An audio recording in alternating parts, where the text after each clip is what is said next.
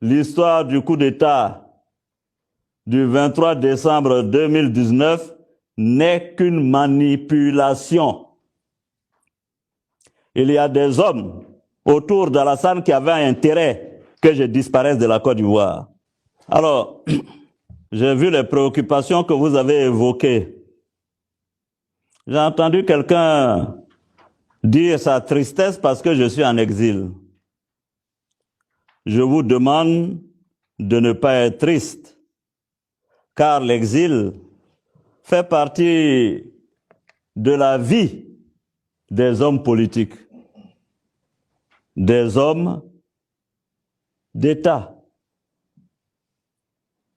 Beaucoup avant moi ont été en exil. Et c'est pourquoi,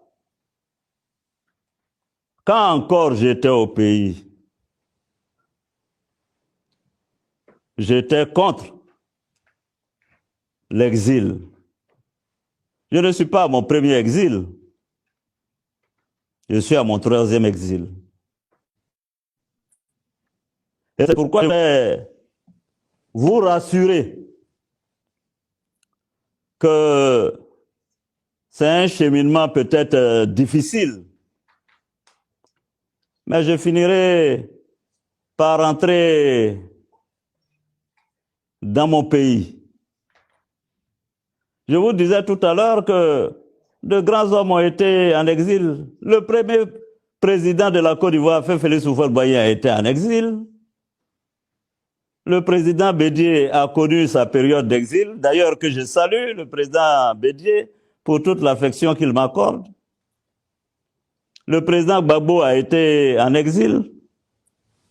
Et même le président d'alors, Alassane Ouattara, a été en exil. Ce n'est pas moi qui le dis, c'est le journal Libération de ces années-là qui le dit. Ouattara, Ivoirien exilé et amer. Isolé à Paris, l'opposition voit fondre ses soutiens internationaux alors que les cadres de son parti sont arrêtés. Quand on lit cet article, on a le sentiment que l'histoire se répète. Mais gardez la foi, gardez la sérénité, chers amis de la grande famille GPS. L'exil finit toujours. Regardez, dans d'autres pays, je vous ai cité les hommes politiques ivoiriens qui ont été en exil.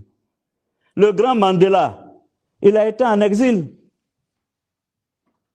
En Algérie. Est-ce que vous saviez que le grand Mandela a été interdit avec toute la direction de l'ANC de voyager aux États-Unis? Parce que les États-Unis considéraient l'ANC comme étant une organisation terroriste. Allez fouiller. L'ANC a été interdite en 1960.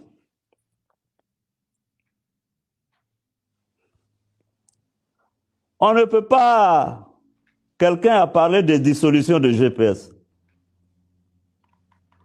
J'ai entendu dire aussi qu'il y a des menaces de dissolution du PDCI-RDA. Moi, je suis serein. Je garde ma sérénité. Comment peut-on dissoudre une idée, une philosophie, une âme, un esprit? Oui, mon corps physique là, fait de sang, de muscles, de chair, on peut le dissoudre. Mais mon âme, on ne peut pas le dissoudre. On ne peut pas dissoudre des idées philosophiques, idéologiques. C'est pourquoi je vous demande de redoubler d'ardeur. La brutalité qui a frappé GPS n'a pas entamé la détermination des uns et des autres à faire en sorte que notre mouvement grandisse. Je vous l'ai dit, on a tenté de dissoudre l'ANC. L'ANC a été interdit de 1960 à 1990. Ce n'est pas eux qui dirigent le pays aujourd'hui, qui gouvernent. Donc, je demande aux militants du GPS d'être sereins. Mais ce qu'il faut, c'est l'unité de l'opposition politique. Alors, quand on dit dissolution de GPS, les autres sont assis. Ils regardent. GPS se bat. J'ai vu certains même dire, oui, GPS est dissous. Est dissous comment?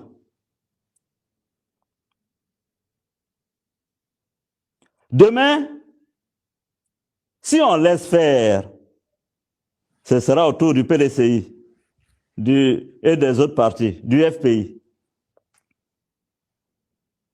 C'est pourquoi je vous demande de garder confiance. J'ai aussi entendu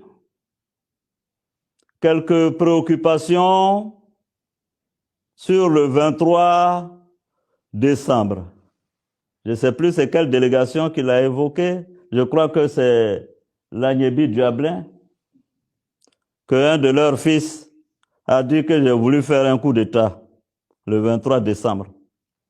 Je dénonce vigoureusement la tendance qu'a l'actuel gouvernement, qu'a l'actuel régime de criminaliser les hommes politiques en Côte d'Ivoire. Pour peu que vous vouliez vous présenter à la présidentielle, on vous attaque, on vous accuse de tous les péchés d'Israël. Le 23 décembre 2019, mais ça doit rester un cas d'école. Quelqu'un qui veut faire un coup d'État, qui envoie ses collaborateurs voir les autorités du pays pour leur demander l'autorisation de rentrer et d'atterrir à l'aéroport. Je n'ai pas encore vu ça en Afrique. Comme je ne connais pas ce qui se passe dans le monde entier, peut-être que ça a eu lieu quelque part sur le globe terrestre, mais tout de même. Comment, alors que tout était transparent, celui dont vous parlez, ce n'est pas moi qui ai décidé de rentrer en décembre en Côte d'Ivoire. Moi, j'étais en Europe, je continuais mes tournées. Ce sont mes camarades d'Abidjan qui m'ont dit, Monsieur le Président, il est temps que vous retourniez en Côte d'Ivoire pour procéder à l'implantation des GPS et que l'élection se gagne en Côte d'Ivoire. Ce que je vous dis là, écoutez. J'ai dit qu'il fallait que vous vous réunissiez. Où est Messou Kablan? J'ai demandé que GPS fasse une réunion pour apprécier les conditions de mon arrivée. Premier élément. Deuxième élément, je leur ai dit de me fixer une période pendant laquelle je pouvais venir en Côte d'Ivoire. Si Messou est là, il peut témoigner. Si Madame Bonifon est là, elle peut témoigner. Non seulement ils se sont réunis, mais ils sont allés au-delà de ce que j'ai demandé. Moi, j'avais demandé une période. Ils m'ont fixé une date, le 22. Ce n'est pas moi qui ai fixé la date du 22. Ce sont mes camarades réunis à Abidjan qui m'ont fixé la date du 22. Je m'en suis plaint à l'un ou l'autre. J'ai dit, mais vous me coincez, vous avez déjà annoncé la date. Bon, comme je suis démocrate et que vous avez décidé, je décide donc de prendre l'avion. Quelques jours avant, ils se sont encore entretenus et m'ont dit que les autorités ivoiriennes, et j'insistais, et pour cause, que les autorités ivoiriennes soient informées. Ils m'ont dit que la réponse du gouvernement était qu'il fallait reporter au 23. Donc, je ne rentrais pas contre le gouvernement ivoirien. Je rentrais avec l'accord du gouvernement ivoirien. Ils ont dit le 23. J'ai décidé de rentrer le 23. D'ailleurs, ils m'ont fait perdre de l'argent parce que j'ai immobilisé un avion le 22, j'ai payé gratuitement. J'ai immobilisé encore un nouvel avion le 23 et j'ai décollé. En l'air, on m'a appris qu'il y avait du grabuge. Comme je dis, c'est un cas d'école qu'on doit étudier au FMI et aussi on doit faire étudier ce cas d'école-là par le FBI. Quelqu'un qui veut faire coup d'État, qui négocie avec le gouvernement, qui veut rentrer, qui prend son avion et qui rentre. Est-ce que le 19 septembre, c'était comme ça? Donc, il faut qu'on arrête. Alors, en réalité, autour d'Alassane Ouattara tourne une nébuleuse qui, depuis 2013, lui faisait des rapports quotidiens. Guillaume Soro veut faire un coup d'État. Guillaume Soro. Mais ils ont raison de dire que Guillaume Soro veut faire un coup d'État.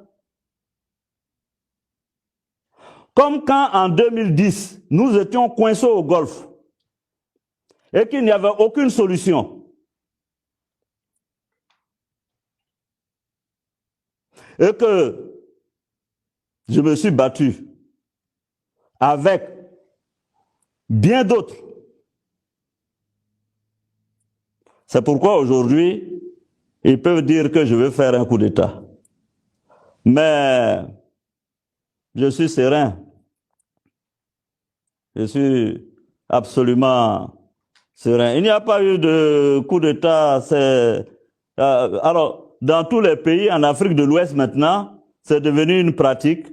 Quand quelqu'un veut être candidat, il est terroriste, il veut faire un coup d'État, il veut faire la drogue, on lui donne 20 ans, etc.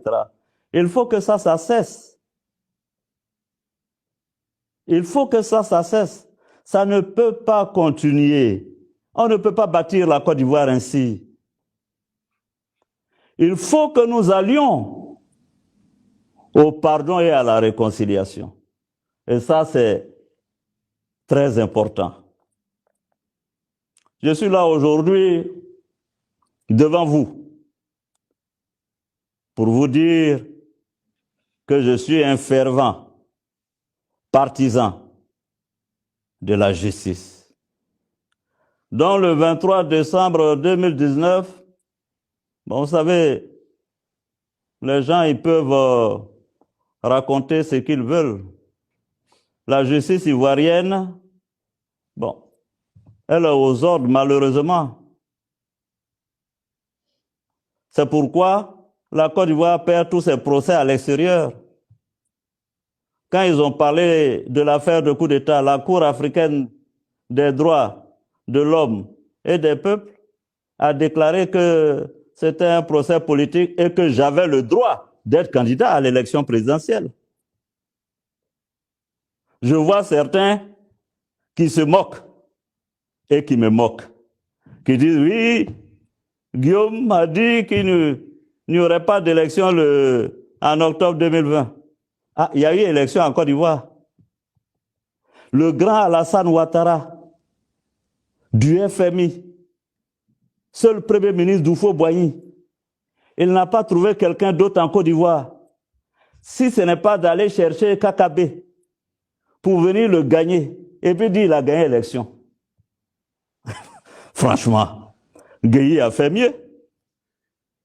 Gueye a écarté tous les candidats, mais quand même, il a affronté un opposant de poids. Kakabé, qui est mon camarade de fac, qui ne pouvait même pas enfin, je ne me moque pas de Kakabé, hein, c'était un ami de l'université. Hein. Kakabé, je le salue très bien, mais gagner vraiment une élection devant Kakabé, c'est pas... Je pense qu'on ne peut pas en être fier. En revanche, ce que je veux dire, il faut que nous puissions bâtir un État de droit, un État démocratique. C'est ça que je veux répondre pour le moment. Je reviendrai sur certains sujets, mais si vous le voulez bien, et si les délégations sont prêtes, nous allons continuer à suivre ces délégations. Parce que je veux pouvoir saluer chaque délégation. Je veux pouvoir saluer chaque délégation. Donc, chers adhérents de GPS, l'histoire du coup d'État du 23 décembre 2019 n'est qu'une manipulation. Il y a des hommes autour d'Alassane qui avaient intérêt que je disparaisse de la Côte d'Ivoire. Il y a des hommes qui avaient intérêt à ce que je sois en exil. Parce que pour eux, si j'étais en exil, le boulevard était ouvert pour eux pour devenir président. Mais sachez que si le destin de l'homme appartient à 70% à Dieu et à 30% pour l'homme même, ce qui n'est pas pour toi là. Tu peux te battre avec toute ton énergie.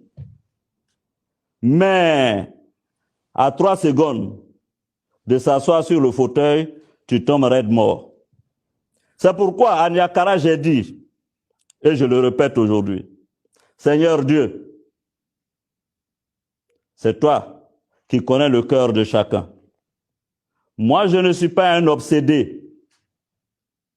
Si tu sais que Guillaume Soro, avec GPS,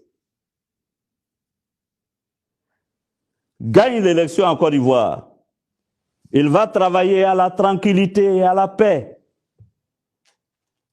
Dieu, ton honneur sera la nôtre. C'est ce que je voulais vous dire. Il y a le président de l'Union des Souristes, le parti politique, qui se réclame de vous. Il y a la délégation donc des Grands Ponts, la délégation du Clément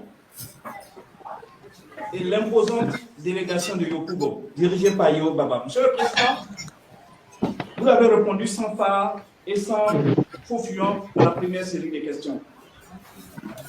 Vous avez même peut-être par pudeur omis de faire certaines révélations, dont notamment aujourd'hui certains de nos camarades en rupture de vent et qui ont revêtu les habits de renégat, ont choisi l'aéroport même où vous deviez apparaître, atterrir et même tracer votre itinéraire. Aujourd'hui, toutes ces délégations sont là, ces partis politiques sont là et ont une multitude de questions à vous poser. Aujourd'hui, nous allons leur donner l'occasion de s'adresser à vous sans fuyant. Nous allons donc donner la parole à la délégation régionale du Hamol. Kaota, Batuna. Demandez, Batuna, président. Machinta. C'est bien, c'est bien. Je suis content de vous voir. Ça me fait plaisir.